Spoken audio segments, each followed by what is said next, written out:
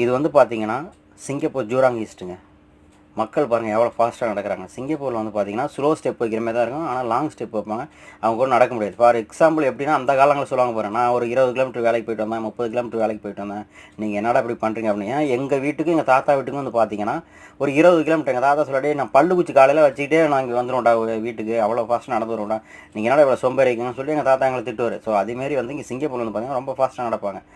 அதேமாரி வந்து பார்த்தீங்கன்னா ஊர்லேருந்து வெளிநாட்டுக்கு நம்ம வேலைக்கு வந்திருக்கோன்னா ஊரில் உள்ளவங்க ஃபோன் பண்ணும்போது எடுத்த உடனே சாப்பிட்டீங்கன்னா நல்லா இருக்கீங்க வச்சிங்களான்னு கேட்குறவங்கள விட அந்த பிரச்சனை இந்த பிரச்சனை அப்படியே அங்கே ஒரு ஃபங்க்ஷன் நடந்து போகணும் வரணும் அப்படின்னு சொல்லிட்டு சொல்லிட்டு இருப்பாங்களே தவிர நீ சாப்பிட்டியா வச்சியா நல்லா இருக்கியா அப்படிங்கிற வார்த்தைக்கே இடம் இருக்காது.